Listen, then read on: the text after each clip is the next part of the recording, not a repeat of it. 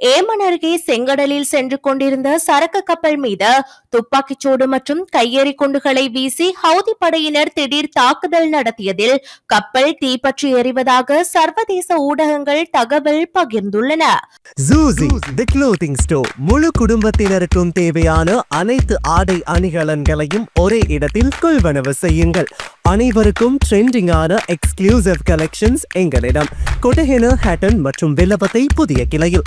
சந்தோஷமான தருணங்களை ஜூசியுடன் கொண்டாடுங்கள்.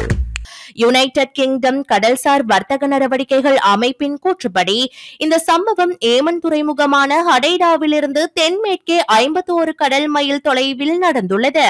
கடந்த டிசம்பர் மாதத்திற்கு பிறகு செங்கடல் கப்பல் போக்குவரத்து மீது ஏமனின் ஹவுதி கிளர்ச்சியாளர்கள் இந்த வருடம் நடத்திய முதல் தாக்குதல் இதுவாகும். லைபீரியாவில் பதிவு செய்யப்பட்ட மெஜிக் சீஸ் என்ற சரக்கு கப்பலை ட்ரோன் படகுகள், ராக்கெட் மூலம் இயக்கப்படும் கையெறி குண்டுகள் மற்றும் சிறிய ஆயுதங்களுடன் தாக்கினர். அந்த கப்பல் தற்போது தீப்பிடித்து எரிகிறது. இஸ்ரேலுக்கும் ஹமாஸுக்கும் இடையே நடந்து வரும் போரில் பாலஸ்தீனியர்களுக்கு ஆதரவாக இந்த தாக்குதலுக்கு ஹவுதிகள் உரிமை கோரியுள்ளனர். பிரிட்டிஷ் ராணுவத்தின் ஒரு பிரிவான UK கடல்சார் வர்த்தக நடவடிக்கைகள் கப்பலில் இருந்த பாதுகாப்பு குழு தாக்குதலின் போது திருப்பி தாக்கியதாகவும் நிலைமை தொடர்ந்து நடைபெற்று வருவதாகவும் உறுதிப்படுத்தியதாகவும் குறிப்பிட்டுள்ளது.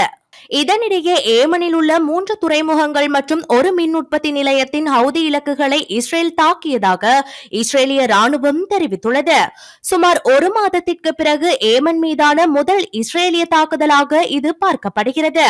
இஸ்ரேல் மீது ஹவுதிகள் தொடர்ந்து தாக்குதல் நடத்தியதால் ஹடைடா, ராஸ் இசா மற்றும் சாலிப் துறைமுகங்கள் மற்றும் ராஸ் குவாண்டிப் மின் உற்பத்தி நிலையம் மீதான தாக்குதல்கள் நடந்ததாக இஸ்ரேலிய ராணுவம் விளக்கமளித்துள்ளது. 2023 அக்டோபர் காசாவில் போர் தொடங்கியதிலிருந்து ஈரான் ஆதரவு ஹவுதிகள் இஸ்ரேல் மீதும் செங்கடலில் கப்பல் போக்குவரத்து மீதும் துப்பாக்கிச்சூடு நடத்தியும் ஹமாஸிற்கான தமது ஆதரவை வெளிப்படுத்தி வருகின்றனர். தங்கள் நடவடிக்கைகள் அனைத்தும் அப்பாவி பாலஸ்தீன மக்கள் மீதான இஸ்ரேல் ராணுவத்தின் தாக்குதல்களுக்கு எதிரான தங்களின் பதில் என்றும் குறிப்பிட்டுள்ளனர். இந்நிலையில் அவர்களால் இஸ்ரேலை நோக்கி ஏவப்பட்ட டசன் கணக்கான ஏவுகணைகள் மற்றும் ட்ரோன்களில் பெரும்பாலானவை இடைமறிக்கப்பட்டன அல்லது அழிக்கப்பட்டன. இஸ்ரேல் தொடர்ச்சியான பதிலடி தாக்குதல்களை நடத்தியது. இதனிடையே செங்கடல் துறைமுக நகரமான ஹடைடா மீதான இஸ்ரேலிய தாக்குதல்கள் பிரதான மின் நிலையத்தை சேதப்படுத்தியுள்ளதால் அந்த நகரம் இருளில் மூழ்கியுள்ளதாக தெரிவிக்கப்படுகின்றது.